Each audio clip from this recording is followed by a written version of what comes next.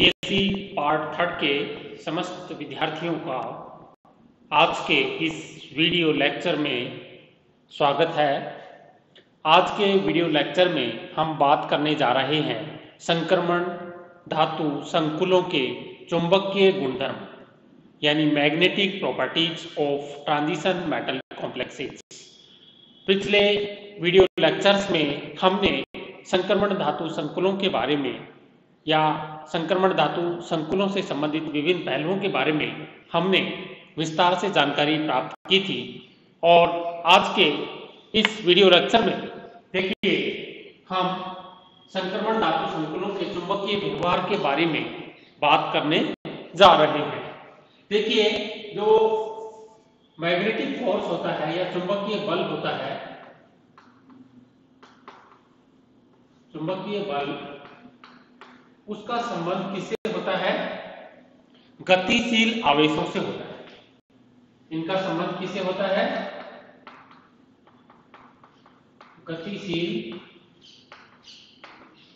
आवेश यानी moving charges. Okay, जैसा कि आप लोग जानते होंगे, जब हम किसी तार की कॉइल के अंदर करंट सप्लाई करते हैं तो वहां पे एक मैग्नेटिक फील्ड डेवलप हो जाता है।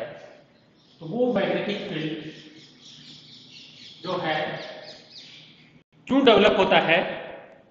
तो यहां पे जो हम टॉपिक डिस्कस करने जा रहे हैं संक्रमण धातु संकुलों का चुंबकीय गुण, तो ये उसी कॉन्सेप्ट पर आधारित है।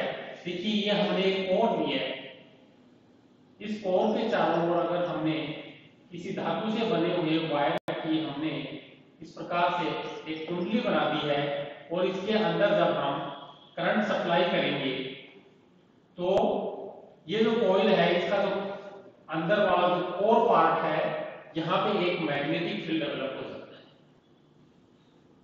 मैग्नेटिक फील्ड डेवलप हो सकता है यानी ये जो चार्ज है, करंट क्या है? आवेश इलेक्ट्रॉन्स का जो फ्लो है वो ही करंट है। तो यहां पे देखिए जब हमने इस कॉइल के अंदर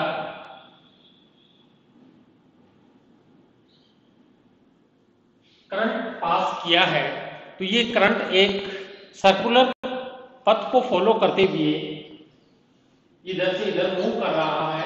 जब कोई जो सर्कुलर पथ है उसमें इलेक्ट्रॉन फ्लो करता है तो मैग्नेटिक फील्ड डेवलप होता है। ठीक उसी प्रकार से इसी कॉन्सेप्ट को हम संक्रमण धातु संकुलों पे लागू करें तो देखिए ये जो इलेक्ट्रॉन है नाभिक के चारों ओर एक सर्कुलर पथ में मूव करता है। तो देखिए ये इलेक्ट्रॉन है, ये नाभिक के चारों ओर एक सर्कुलर पथ में मूव कर रहा है। अभी हमने कहा है कि जब कोई चार्ज स्पिन करता है, एक सर्कुलर पथ में मूव करता है तो एक मैग्नेटिक मोमेंटम डेवलप होता है। इसके अलावा देखिए ये इलेक्ट्रॉन है अपनी अक्ष पे भी ये स्पिन कर रहा है, यानी नाभिक के चारों ओर इलेक्ट्रॉन्स दो प्रकार की मोशन करता है। एक को हम ऑर्बिटल मोशन कहते हैं और दूसरे को हम स्पिन मोशन कहते हैं। ओके, तो देखिए पहला क्या है?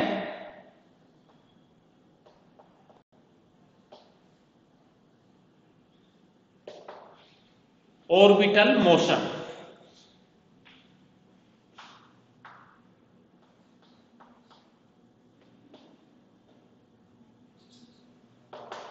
और दूसरा है स्पिन मोशन, यानी इलेक्ट्रॉन्स दो प्रकार से मूवमेंट कर रहा है। यानी जब नाभिक के चारों ओर इलेक्ट्रॉन एक पर्टिकुलर ऑर्बिट में मूव करता है तो वो कहलाता है ऑर्बिट मोशन। इसके अलावा जो इलेक्ट्रॉन है अपनी अक्ष पे भी स्पिन करता है। स्पिन करने के दो मोड हो सकते हैं, या तो वो क्लॉकवाइज या फिर वो एंटी क्लॉकवाइज अपनी अक्ष पे स्पिन करता है। तो ये जो मोशन है वो कहलाती है स्पिन मोशन। जैसा कि अभी हमने कहा है कि मूविंग चार्ज क्या डेवलप करता है, मैग्नेटिक फील्ड डेवलप करता है। तो ये दोनों प्रकार के जो मोशन है इलेक्ट्रॉन्स के ऑर्बिटल मोशन और स्पिन मोशन की वजह से जो मोमेंटम डेवलप होगा वो क्रमशः ऑर्बिटल मैग्नेटिक मोमेंट और स्पिन मैग्नेटिक मोमेंट कहलाता है। ओके, तो देखिए इलेक्ट्रॉन्स के मोशन की वजह से दो प्रकार के मैग्नेटिक मोमेंट डेवलप होता है। एक को हम बोलते हैं ऑर्बिटल मैग्नेटिक मोमेंट और दूसरे को हम बोलते हैं स्पिन मैग्नेटिक मोमेंट। ओके, तो देखिए जब हम किसी पदार्थ को बाह्य चुंबकीय क्षेत्र में रखते हैं तो बाह्य चुंबकीय क्षेत्र के प्रभाव में वो पदार्थ किस प्रकार से प्रभावित होता है, यह इस बात पर निर्भर करता है कि उसका ऑर्बिटल मैग्नेटिक मोमेंट और स्पिन मैग्नेटिक मोमेंट का मैग्नीट्यूड क्या है। यानी प्रत्येक जो परमाणु है या प्रत्येक जो इलेक्ट्रॉन है, हम ये कह सकते हैं कि जो प्रत्येक परमाणु है या प्रत्येक न्यूक्लियई है वो एक टिनी मैग्नेट के रूप में बिहेव करता है। और जब इस प्रकार के पदार्थों को, इस प्रकार के सबस्टेंसेस को हम बाह्य चुंबकीय क्षेत्र में रखते हैं तो बाह्य चुंबकीय क्षेत्र से ये पदार्थ प्रभावित होते हैं और बाह्य चुंबकीय क्षेत्र के अंदर ये भिन्न भिन्न प्रकार का व्यवहार प्रदर्शित करते हैं। तो देखिए आइए आगे हम बात करते हैं कि बाह्य चुंबकीय क्षेत्र में जब इन पदार्थों को रखते हैं तो वो उस बाह्य चुंबकीय क्षेत्र में किस प्रकार से व्यवहार करते हैं, उसके आधार पर ये जो पदार्थ हैं, सबस्टेंसेज हैं, उनको हम 5 कैटेगरीज में हम क्लासिफाइड करेंगे। On the basis of behaviour of the substances in the external magnetic field, substances can be classified in 5 parts. ये 1 चुंबकीय क्षेत्र में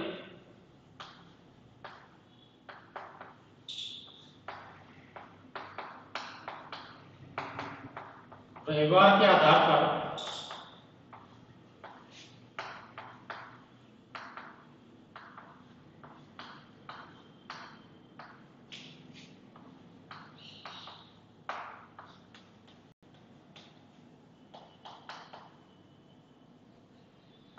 सबस्टेंसेस 5 टाइप के होंगे। पहला है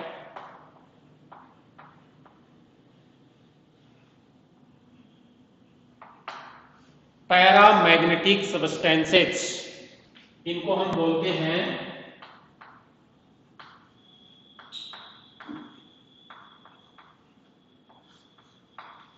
अनुचुंबकीय पदार्थ। दूसरा है डाईमैग्नेटिक,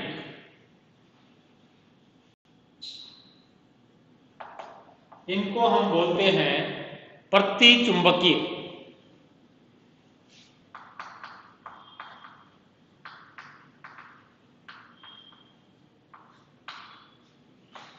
तीसरा है फेरोमैग्नेटिक,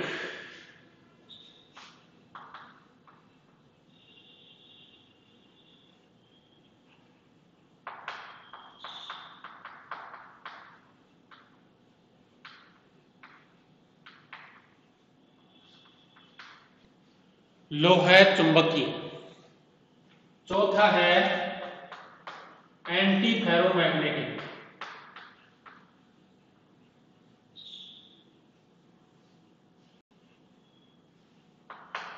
पत्ती लोह चुंबकीय।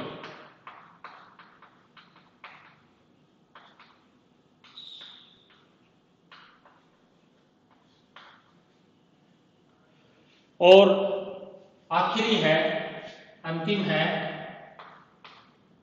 फेरीमैग्नेटिक।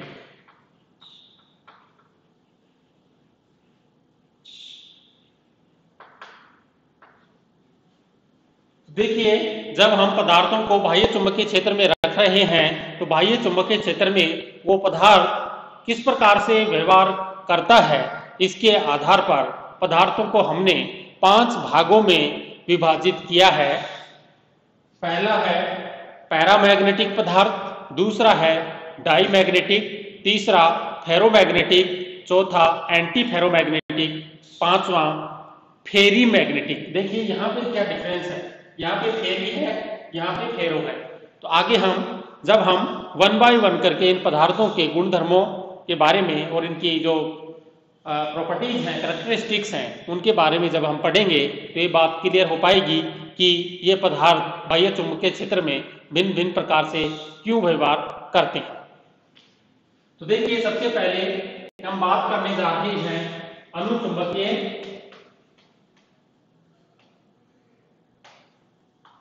पदार्थों की।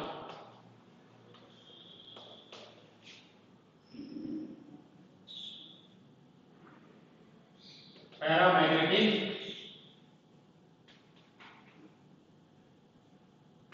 सब्सटेंसेस।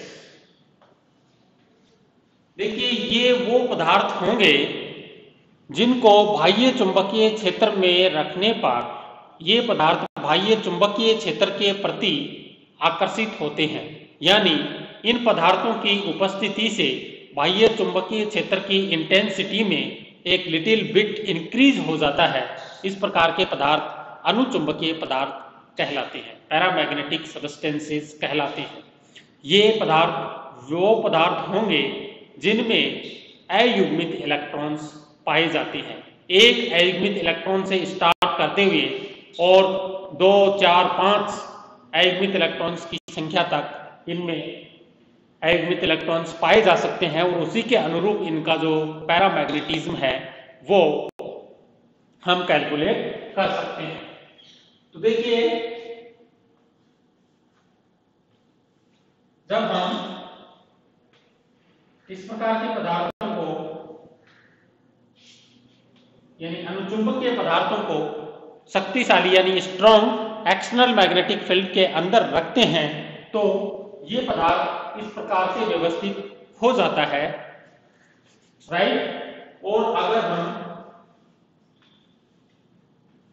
मैग्नेटिक बार लाइंस की हम बात करें तो ये पदार्थ को रखने से जो मैग्नेटिक बार लाइंस है इन पर इस पदार्थ की तरफ आकर्षित होने लगती है, राइट। तो ये पदार्थ इस प्रकार से व्यवहार करता है। तो देखिए जो पैरामैग्नेटिक जो पदार्थों का जो प्रॉपर्टी है उसको हम बोलते हैं पैरामैग्नेटिज्म। पैरा यानी अनुचुंबकत्व। अनुचुंबकत्व का जो गुण है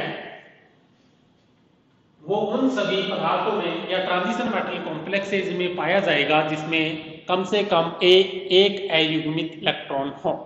देख for example scandium, titanium, vanadium, chromium, manganese, iron, इस प्रकार के जो पदार्थ हैं वो क्या होंगे, अनुचुंबकीय पदार्थ होंगे। जैसे एल्युमिनियम है, ऑक्सीजन है, ये सारे क्या है, पैरामैग्नेटिक।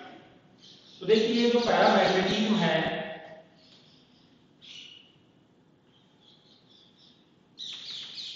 वो टेम्परेचर के इनवर्सली प्रोपोर्शनल होता है, यानी जब हम टेम्परेचर को इंक्रीज करते हैं तो ये जो पैरामैग्नेटिज्म है उसका मान घटता चला जाता है।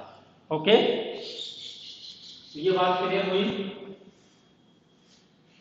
जो पैरामैग्नेटिक सब्सटेंसेज हैं वो कौन कौन से होंगे और वो इस प्रकार का व्यवहार क्यों दर्शाएंगे और इनका टेम्परेचर के साथ में जो वेरिएशन है या परिवर्तन है वो किस प्रकार से होगा। ये जो अनुचुंबकीय पदार्थ है, पैरामैग्नेटिक सब्सटेंसेज हैं, इनका जो मैग्नेटिक ससेप्टिबिलिटी है उसका मान पॉजिटिव होता है, ठीक है। इसके अलावा देखिए दूसरा है डाईमैग्नेटिक, प्रतिचुंबकीय पदार्थ। दूसरा प्रतिचुंबकीय यानी डाईमैग्नेटिक। प्रतिचुंबकीय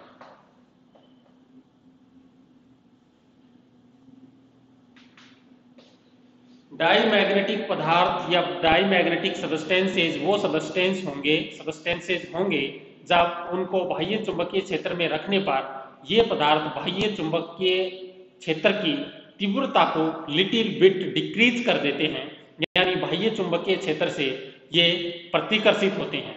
अगर इन पदार्थों को असमान अनइक्वल बाह्य चुंबकीय क्षेत्र में रखें, यानी वह चुंबकीय क्षेत्र जिसकी तीव्रता सभी दिशाओं में सभी ओर एक सी नहीं हो, कहीं पर चुंबकीय क्षेत्र की तीव्रता अधिक हो और कहीं पर चुंबकीय क्षेत्र की तीव्रता कम हो, इस प्रकार के जब चुंबकीय क्षेत्र में रखते हैं तो इस प्रकार के पदार्थ जो हैं वो कम तीव्रता वाले चुंबकीय क्षेत्र की तरफ शिफ्ट हो जाते हैं। प्रतिचुंबकीय का गुण डायमैग्नेटिज्म जो है वो प्रत्येक पदार्थ में पाया जाता है, लेकिन इसका जो मैग्नीट्यूड है यानी इसका जो परिमाण है पैरामैग्नेटिज्म की तुलना में 10 to 100 टाइम वीक होता है। इसकी वजह से पैरामैग्नेटिक सब्सटेंसेज में डायमैग्नेटिज्म का प्रभाव है वो व्यक्त नहीं हो पाता है। यानी ये डायमैग्नेटिज्म का जो प्रॉपर्टी है प्रत्येक पदार्थ में मौजूद होने के बावजूद भी प्रदर्शित या अभिव्यक्त वहीं पे होता है जहां पर किसी पदार्थ में अयुग्मित इलेक्ट्रॉन्स की संख्या 0 होती है, यानी सभी इलेक्ट्रॉन्स युग्मित अवस्था में पाए जाते हैं, वहां पे पैरामैग्नेटिज्म हमें देखने को मिलता है। फॉर एग्जांपल जिंक के अंदर देखिए जो डी ऑर्बिटल है वो कंप्लीटली फिल्ड है। जब डी ऑर्बिटल्स में एक भी अयुग्मित इलेक्ट्रॉन नहीं है तो ये पदार्थ किसकी तरह व्यवहार करता है, डायमैग्नेटिक सब्सटेंसेस के रूप में व्यवहार करता है। तो देखिए यहाँ पे अनुचुंबकीय के केस में जब हमने अनुचुंबकीय पदार्थ को स्ट्रॉन्ग एक्सटर्नल मैग्नेटिक फील्ड में रखा है तो ये इस एक्सटर्नल मैग्नेटिक फील्ड के प्रति आकर्षित हुआ है, लेकिन डायमैग्नेटिक सब्सटेंसेस को जब हम बाह्य चुंबकीय क्षेत्र में रखते हैं तो ये बाह्य चुंबकीय क्षेत्र से प्रतिकर्षित होते हैं। ओके, एग्जाम्पल हमने डिस्कस कर ही दिया है। इस प्रकार के जो सब्सटेंसेस हैं उन पर टेम्परेचर का कोई इफेक्ट नहीं होता है। ओके, यानी टेम्परेचर की अगर हम बात करें तो टेम्परेचर पर निर्भर नहीं करते हैं। ओके, तीसरा देखिए फेरोमैग्नेटिक सब्सटेंसेस। फेरोमैग्नेटिक सब्सटेंसेस कौन सी होंगी?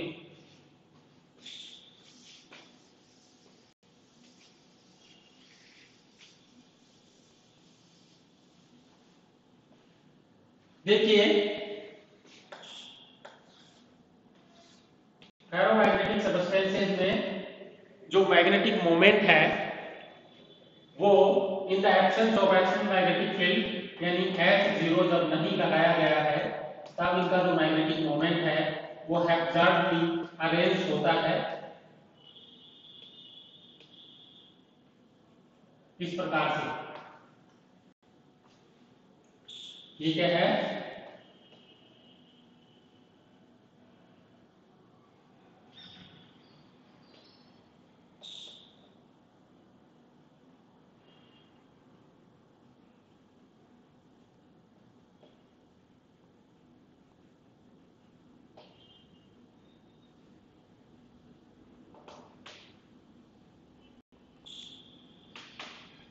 हैप्जार्डली और रैंडमली अरेंज्ड मैग्नेटिक मोमेंट। देखिए आप इस डायग्राम में देख रहे होंगे मैग्नेटिक मोमेंट की डायरेक्शन कोई पर्टिकुलर डायरेक्शन नहीं है, कोई डायरेक्शन ऊपर की तरफ है, कोई नीचे है, कोई लेफ्ट में है, कोई राइट में है। लेकिन इस प्रकार के सब्सटेंसेस पर जब हम एक्सटर्नल मैग्नेटिक फील्ड आरोपित करते हैं तो क्या होता है,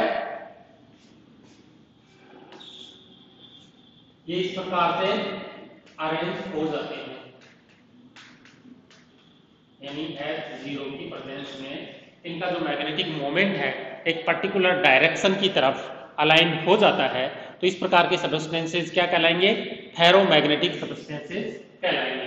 एग्जांपल देखिए इसके आयरन है, कोबाल्ट है, निकेल है, इस प्रकार के जो मेटल्स हैं वो फेरोमैग्नेटिक सब्सटेंसेस होंगे। फेरोमैग्नेटिक सब्सटेंसेस को जब हम एक्सटर्नल मैग्नेटिक फील्ड में रखते हैं तो इनमें कुछ समय के लिए परमानेंट मैग्नेटिज्म डेवलप हो जाता है, यानी in the absence of external magnetic field such type of the substances behave as magnets. यानी जब हम बाह्य चुंबकीय क्षेत्र को हटा देते हैं उसके बाद भी ये पदार्थ चुंबक के रूप में व्यवहार करते हैं, तो इस प्रकार के पदार्थ लोह चुंबकीय पदार्थ कहलाएंगे। जैसा कि आप देखते होंगे कि जब हम किसी लोहे की कील को चुंबक पर रगड़ते हैं तो वो लोहे की जो कील है या स्क्रू ड्राइवर है उसको जब हम चुंबक पे थोड़ा सा रगड़ते हैं तो स्क्रू ड्राइवर है वो चुंबक के रूप में व्यवहार करने लगता है। इसके पीछे रीजन क्या है, उसमें फेरोमैग्नेटिज्म डेवलप हो जाता है। ओके, लेकिन मैग्नेटिज्म एक पर्टिकुलर टेम्परेचर तक ही पाया जा सकता है। उसके बाद में अगर हम पदार्थों का टेम्परेचर इंक्रीज करते हैं, बढ़ाते हैं, तो वो जो पैरामैग्नेटिक सबस्टेंसेज है वो पैरामैग्नेटिक सबस्टेंसेज में परिवर्तित हो जाता है। तो देखिए अब क्वेश्चन ये राइज होता है कि इस प्रकार के सबस्टेंसेज में फेरोमैग्नेटिज्म क्यों डेवलप होता है। जब विभिन्न प्रकार की पैरामैग्नेटिक स्पीसीज एक दूसरे के कांटेक्ट में आती हैं तो उनके बीच में इंट्रैक्शन होता है। ओके, लेकिन जब हम पैरामैग्नेटिक और डायमैग्नेटिक सबस्टेंसेज की बात करते हैं तो वहां पे जो नेबरिंग एटम है एक दूसरे के साथ में किसी प्रकार का कोई इंटरेक्शन नहीं करते हैं, लेकिन जब एक्सचेंज जो कपलिंग एक्सचेंज है उसके माध्यम से जब नेबरिंग एटम एक दूसरे के साथ में इंटरेक्शन करना शुरू करते हैं तो जो पैरामैग्नेटिक सबस्टेंसेज हैं वो फेरोमैग्नेटिक सबस्टेंसेज में परिवर्तित हो जाते हैं। ये बात क्लियर हो गई होगी। ओके, अब हम आते हैं एंटी फेरोमैग्नेटिक सबस्टेंसेज। एंटी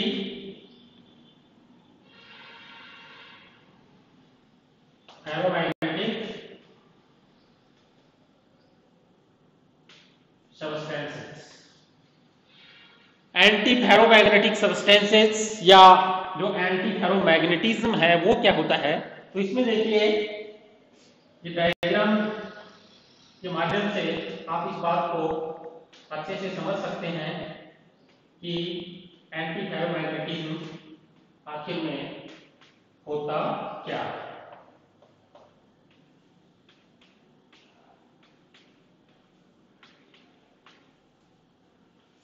देखिए यहां पे देखिए एक एटम उसके नजदीक, यहां पे इसका मोमेंटम इतना है, यानी मैग्नीट्यूड इन दोनों का समान है लेकिन डायरेक्शन क्या है, अपोजिट है। यानी एक एटम और उसका जो नेबरिंग एटम है दोनों का मैग्नेटिक मोमेंट समान होता है लेकिन डायरेक्शन अपोजिट होने के कारण एक दूसरे को कैंसिल आउट कर देते हैं।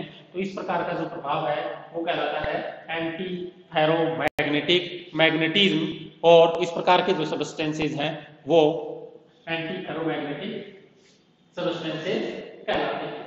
तो इसमें जब हम इसको बाह्य चुंबकीय क्षेत्र में रखते हैं तो इनका जो ओरिएंटेशन है तो इस प्रकार से होता है, विभिन्न न्यूक्लियाई एक दूसरे के मैग्नेटिक मोमेंट को प्रति संतुलित कर देते हैं, जिसके परिणाम स्वरूप ये पदार्थ एंटी फेरोमैग्नेटिक सबस्टेंस बन जाता है। जो ट्रांजिशन मेटल कॉम्प्लेक्सेस हैं वो इस प्रकार की प्रॉपर्टी शो करते हैं। इसके अलावा क्रोमियम है, आयरन और मैंगनीज का जो एलॉय है वो सारे क्या हैं, एंटी फेरोमैग्नेटिक प्रॉपर्टीज शो करते हैं। फिर इसके बाद में नेक्स्ट आता है फेरीमैग्नेटिक।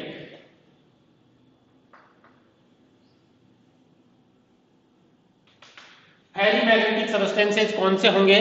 फेरीमैग्नेटिक सबस्टेंसेज एंटी फेरोमैग्नेटिक सबस्टेंसेज की भांति अपोजिट मैग्नेटिक मोमेंट के होंगे, लेकिन इनका जो मैग्नीट्यूड है वो समान नहीं होता है। देखिए डायग्राम की मदद से आप इस बात को क्लियर कर पाएंगे कि जो एंटी फेरोमैग्नेटिक सबस्टेंसेज हैं और फेरीमैग्नेटिक सबस्टेंसेज हैं उन दोनों के बीच में क्या अंतर है।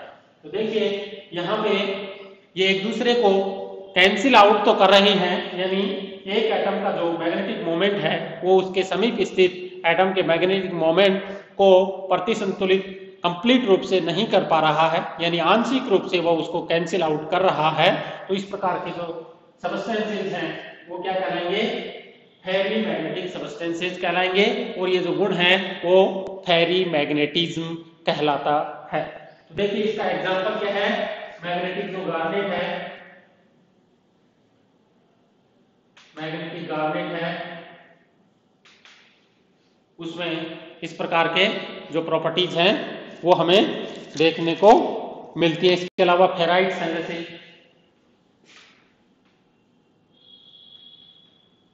फेराइट्स। ओके, तो देखिए एक बार हम इसको संक्षिप्त में दोबारा से देखते हैं कि आज हमने ये जो टॉपिक डिस्कस किया है उस टॉपिक के माध्यम से हम क्या जान पाए हैं। उस टॉपिक के माध्यम से हम ये जान पाए हैं कि जब हम विभिन्न प्रकार के सबस्टेंसेस को बाह्य चुंबकीय क्षेत्र में रखते हैं तो बाह्य चुंबकीय क्षेत्र में वो भिन्न भिन्न प्रकार का व्यवहार शो करते हैं। उस भिन्न भिन्न प्रकार के व्यवहार के आधार पर ये सबस्टेंसेस को हमने 5 पार्ट्स में कैटेगराइज किया है: paramagnetic, diamagnetic, ferromagnetic, anti ferromagnetic और फेरीमैग्नेटिक। और 1 बाय 1 करके विस्तार से उदाहरण सहित हमने इनको डिस्कस किया है। और आज का जो टॉपिक है हम यहीं पर स्टॉप करते हैं। और मैं आशा करता हूं कि जो संक्रमण धातु संकुलों की जो चुंबकीय प्रवृत्ति है या मैग्नेटिक प्रॉपर्टीज हैं वो आपको इस वीडियो के माध्यम से निश्चित रूप से भली भांति प्रकार से समझ में आएगी। और इसी के साथ में आप सभी का धन्यवाद।